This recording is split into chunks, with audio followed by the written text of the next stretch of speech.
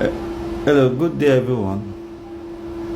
My name is Kingsley. I'm a solar engineer.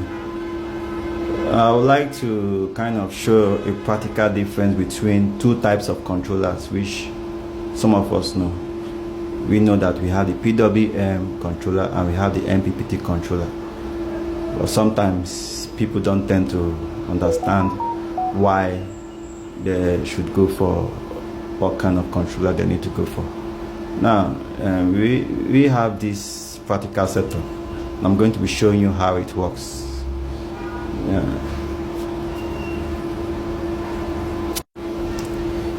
So if you take a look, you see that we have, this is PWM and this is mppt on the same setup, but there's no connection for the PWM. The system we have currently is using the mppt. We have a 12 volts battery, slim battery, and we have our isolator here. Takes in our PV cable into this, and from here we can switch it on. We also have some meters that we are going to be using to test. So this meter tests what comes from the solar panels into the controller, and then we have the meter that tests what goes into our battery. So I'm going to be showing you how this thing works. We are going to start with this one first. Let's see how PWM works. Let me do the connection and then show you. So currently we have done that. Now you see that we have the meter for the battery connected to the output of this. So I just interchange this now. We're connected to the output of this PWM. The input of the PWM, see, is coming from the PV through this meter for the PV into the PWM, and then the output goes into our battery. So I'm going to be showing you how this thing works. So currently what we can see in the battery is this. We have 0 amps going into the battery.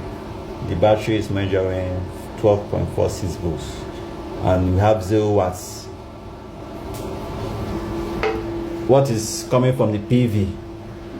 There's nothing because we have not switched it on. So I'm going to switch this on and then let's see how it works. As I switch this on, you can see what is coming into the PV now is 12.99, 13 amps coming into the PV. The time now is 14:39. Today is 24 March 2024. You see what is coming into the PV is 13 amps, 173.5 watts. That is coming into the PV now. What is going into the battery? Let's see what is going to the battery. Still that same 13 amps. You can see the amps doesn't change. The current going into the battery is the same as the currents coming from the PV. That's what we want to check and confirm, and that's what is happening for the PWM controller. So the currents, you see, the watts will also be similar to. This is 168 watts. This is 174. The difference in that watts could be as a result of some little losses during the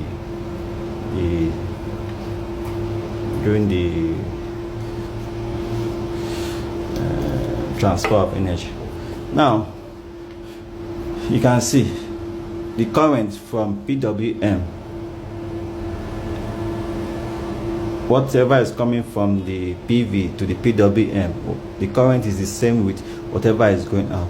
So for PWM, we have to be concerned more about current, not the voltage. The voltage does not matter much. Now let's see how the mppt works. I'm going to do the connection for this mppt. Right.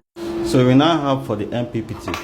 The mppt is now on. It's showing us that we have 12.2 volts, which is still the same thing as the one coming out from that mppt. the 12 volts, 12 point something volts or so. Let's zoom in and see it well. So 12.45. This is for the battery. We are measuring the battery. Then we have the one coming from the PV. This is the meter for the PVs. Currently switched off because we have not turned on the isolator. We're going to turn on this PV.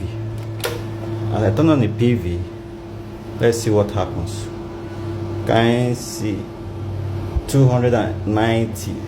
We hit 290 watts on this. Can you see? The current is roughly 10-11 amps coming from the PV. Let's now see. Can you see this? The mppt has converted it to 20 amps at 13 volts. Let's see the one from the battery too. You can see 20 amps at this 13 volts. You can see that the mppt converts or increases the current that is coming from this panel. And you can also notice that the wattage has increased too as compared to what we had in the PWM. PWM was roughly around 170, 180 watts. But you can see that we have over 286 watts to 290 watts. You can see why people tell you that mppt is the best, which is good. They are saying the truth, but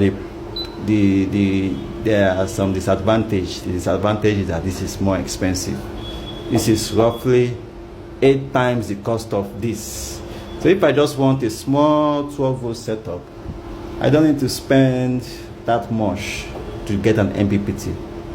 What I just need to do is get a lower wattage panel that has higher current. A 200 watts panel that has current of 8 amps. If you get 3 of it, that's roughly 600 watts panel. And if you multiply that 8 by 3, you get 24 amps running into your battery. It is better than getting one big 600 watts panel that can only give you roughly 13 amps.